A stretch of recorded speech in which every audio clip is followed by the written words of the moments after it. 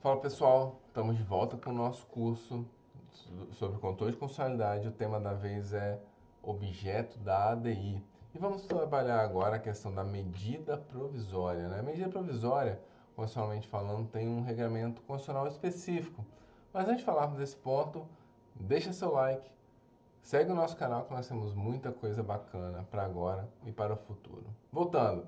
A medida provisória tem um sistema constitucional distinto em relação às demais leis, né? Ela tem iniciativa do presidente da República.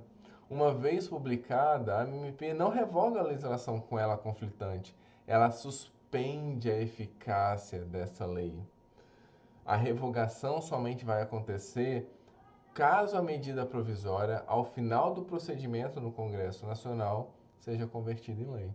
Se ela for convertida em lei, somente aí é que vai acontecer a revogação da legislação com ela conflitante. E exatamente por causa desse sistema constitucional distinto é que vai em vários questionamentos.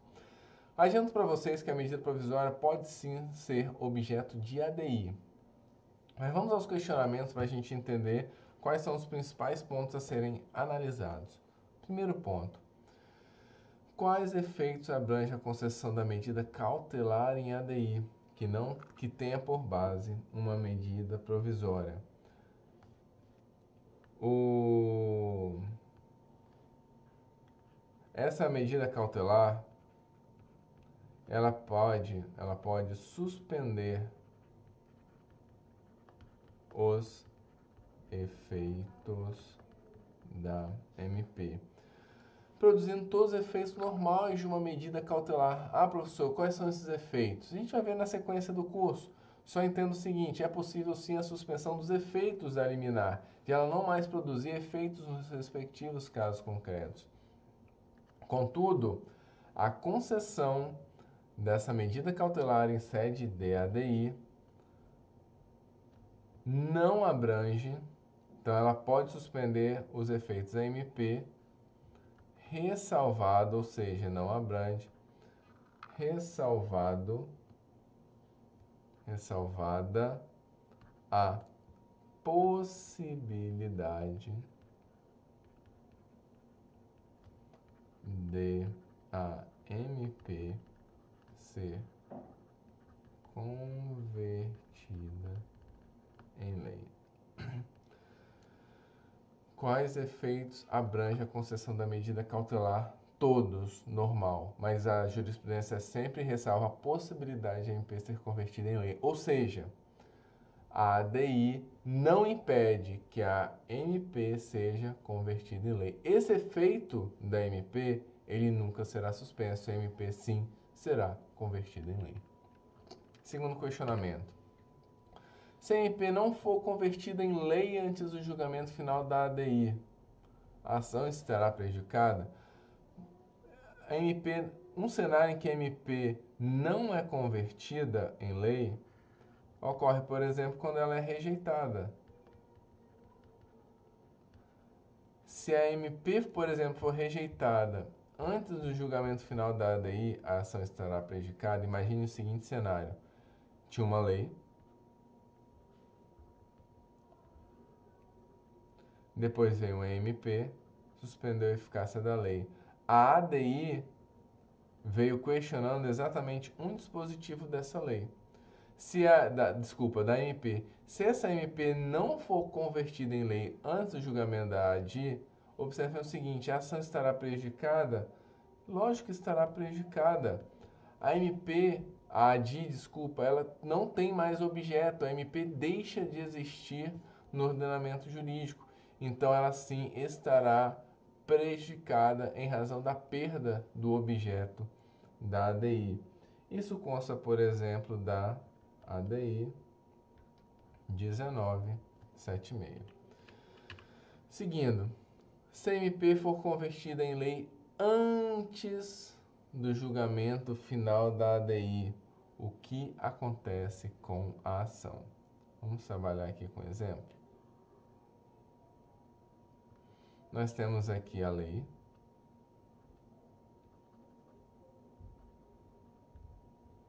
Nós temos uma lei. Posteriormente, nós temos uma medida provisória suspendendo os efeitos da lei. Aí vem o questionamento.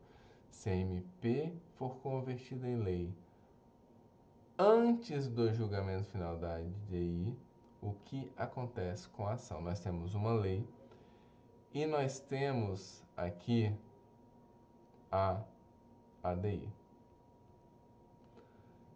Nós temos então... Desculpa, a ADI não está aqui não. A ADI, ela é após a MP porque ela vai questionar um dispositivo da medida provisória. Nesse cenário, chega aqui o momento do julgamento da ADI. Mas a MP só vai ser convertida em lei no futuro. Nesse cenário aqui, repetindo o questionamento, se a medida provisória for convertida em lei antes do julgamento, desculpa, confundi, mas vamos lá. De forma rápida aqui, lei, MP. Se a medida provisória for convertida em lei antes do julgamento final da ADI, então eu tenho aqui a ADI impugnando a lei, mas eu tenho a conversão da MP em lei e o julgamento depois. Nesse cenário em que o julgamento vai acontecer posteriormente à conversão da MP em lei, o que vai acontecer com essa ação? Nesse cenário, é o que o STF já trabalhou várias vezes, e aqui eu tenho, por exemplo, a ADI 5021, ADI 5021. Nesse cenário que eu estou narrando para vocês, eu preciso analisar se a MP que foi convertida em lei, se ela teve alteração substancial. Imagina que a alteração, essa conversão da MP em lei, essa alteração ela foi tão grande, tão substancial, que não tem mais relação entre aquilo que foi objeto e a lei de conversão, entre a MP inicial e a lei de conversão dela. Nesses cenários em que eu tenho sim uma alteração substancial, se eu tiver uma alteração substancial, a ADI será extinta sem julgamento de mérito. Por quê? Porque a alteração é substancial. O objeto da ADI é diferente da lei de conversão. Então, a ADI extinta. Se essa alteração, contudo, ela não é substancial, como acontece na grande maioria dos casos, porque a lei, a MP, ela é transformada em lei e aquele artigo impugnado na MP, ele continua a existir na nova lei. Então, eu não tenho uma alteração substancial entre a redação da MP e a lei de conversão. Nesse cenário que eu não tenho a alteração substancial, a ADI será mantida se a petição inicial tiver uma emenda indicando qual é a lei de conversão e que indicando, inclusive, a manutenção dessa inconstitucionalidade existente até então na medida provisória, tá? Então, esse é o cenário já pacífico em vários julgados do Supremo Tribunal Federal.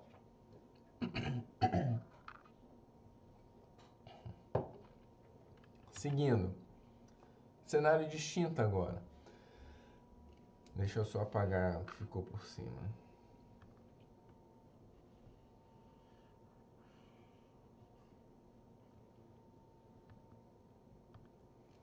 É editado uma MP revogando uma lei.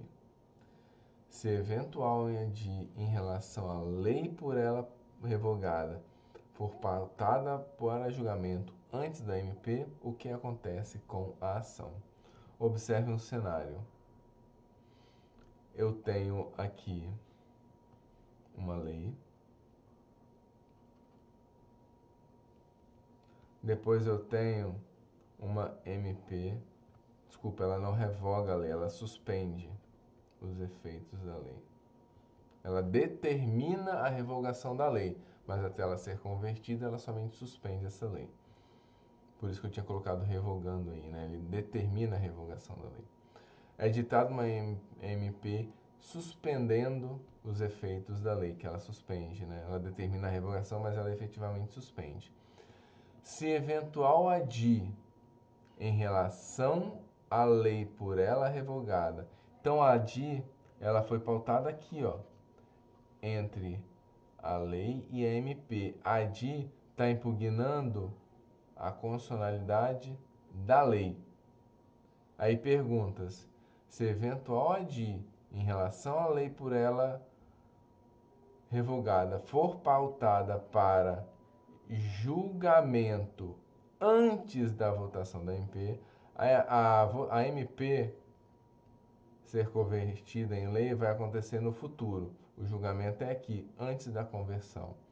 Nesse cenário que eu estou trabalhando com vocês, o que acontece com essa ação. O tema foi trabalhado pelo STF em julgado recente, de 2018, a ADI 5717. E o STF afirmou que a ADI será julgada enquanto a MP não for votada. Tá. Então, esse é o cenário trabalhado recentemente em 2018. Finalzinho de 2018. Próximo questionamento. O STF possui competência para efetuar o controle da relevância e urgência das medidas provisórias? Pessoal, em regra, não. O STF já falou isso várias vezes. Contudo, de forma excepcional, isso será sim possível. Quando a ausência desses dois pressupostos, relevância e urgência, quando a ausência dos pressupostos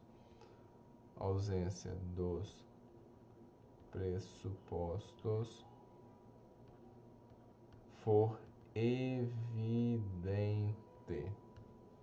Ou seja, quando o abuso da discricionariedade na edição da MP for evidente, quando houver um abuso no uso do poder discricionário. Nesses casos, será assim possível fazer o STF o controle da relevância e urgência das medidas provisórias. Beleza?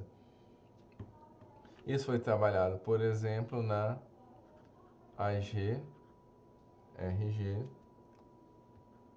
489108.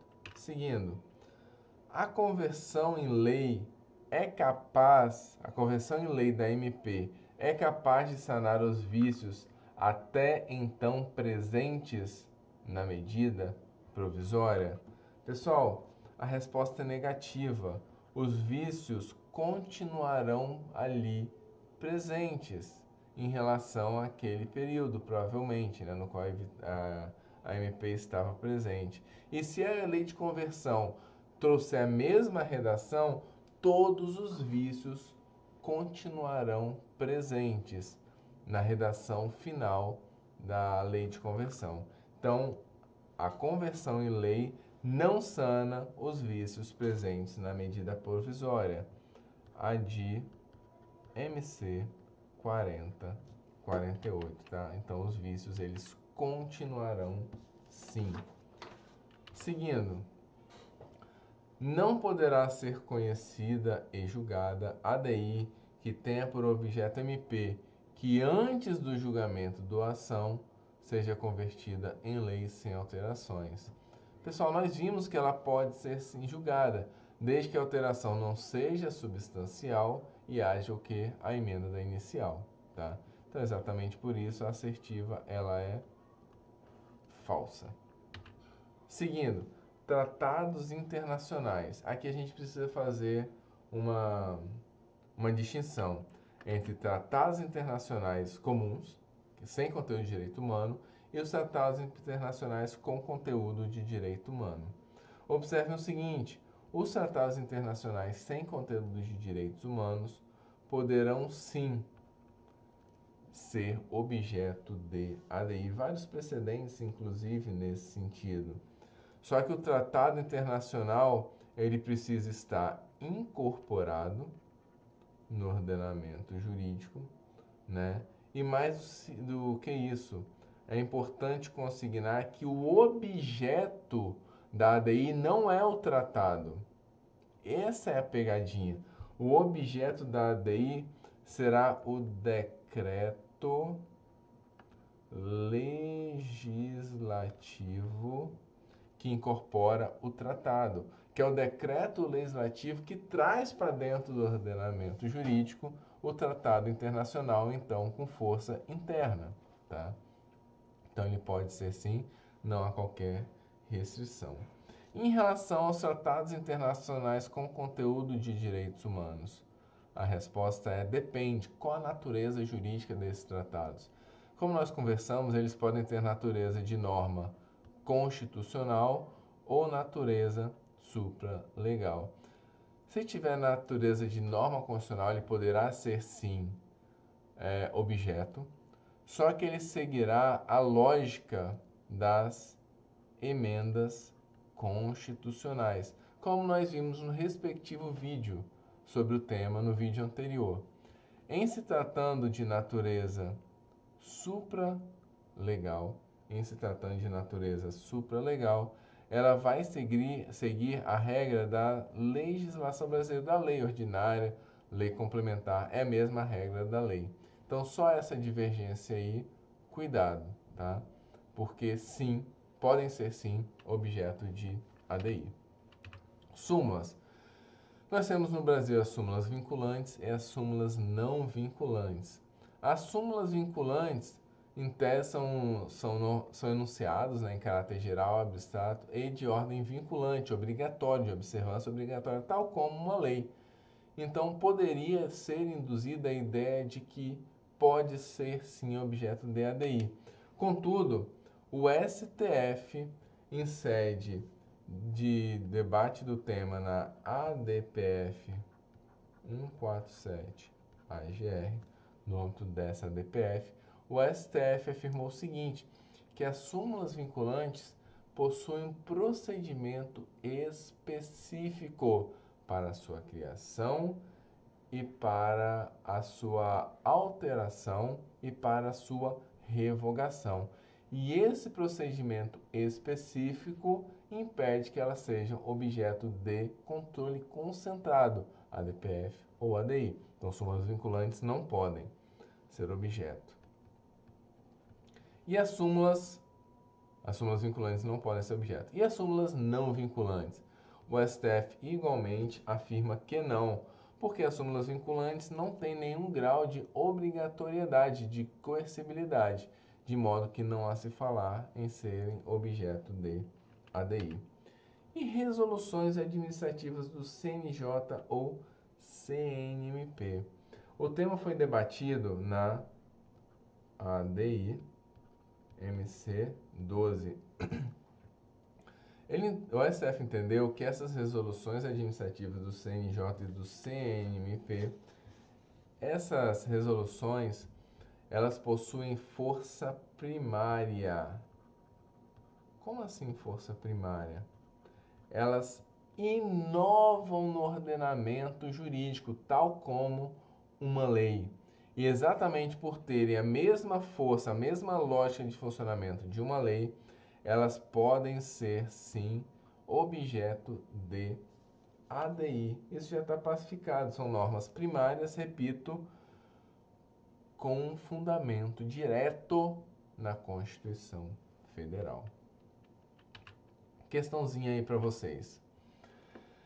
A DPF pode ser utilizada para o fim de rever ou cancelar súmula vinculante? Falso, né? As súmulas editadas pelo STJ em razão da sua generalidade e abstração são passíveis de serem atacadas por meio de ADI. Vimos isso também. E a resposta, ela é negativa. Negativa, pessoal. Seguindo então, mais um tópico, decretos legislativos. Nós vimos já, inclusive, vocês podem não ter notado, mas decretos legislativos podem ser sim objeto de ADI. Por quê? Um exemplo, decreto legislativo que incorporam os tratados internacionais podem ser sim objeto de ADI. Decreto executivo ou regulamentar ou de execução. Anotem o julgado do STF, que é a ADI 4152. Na ADI 452, o STF consignou que, em regra, não. Em regra, não. Salvo se exorbitar flagrantemente do poder regulamentar. Observe o seguinte, o decreto regulamentar, ele não se fundamenta na Constituição, ele tem por fundamento a lei. Ele busca regulamentar, dar execuibilidade a uma lei. Então, o fundamento dele, nós temos a Constituição, a lei e o decreto. O fundamento da lei é a Constituição, daí poder agir. Contudo, o fundamento do decreto é a lei. E a eventual violação da Constituição, o STF entende que é uma violação reflexa e não direta. Daí porque em regra não ser cabível decreto executivo ou regulamentar não ser objeto de ADI. Desculpa. Salvo se exorbitar flagrantemente do poder regulamentar. Porque imagine um caso que deveria ser veiculado por lei, mas ao invés de ser lei, ele simplesmente edita um decreto em um local que deveria a lei existir, mas a lei não existe. Como a lei não existe e o tema deveria ser objeto de lei, nós temos um exemplo aí de caso que exorbita flagrantemente do poder regulamentar. Decreto autônomo. O decreto autônomo é aquele previsto no artigo 84, inciso 6 da Constituição Federal. O tema já foi objeto de vários julgados pelo STF. E observe o seguinte, o decreto executivo, eu coloquei que o fundamento dele é o quê? A lei. E eventual violação da Constituição é pela via reflexa e não direta. O decreto autônomo não.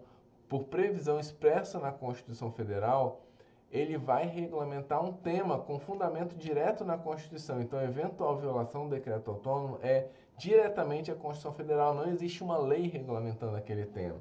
Exatamente por seu fundamento ser direto na Constituição, que ele pode sim ser objeto de ADI. Vamos trabalhar agora outros atos normativos e administrativos. Veto do chefe do Poder Executivo.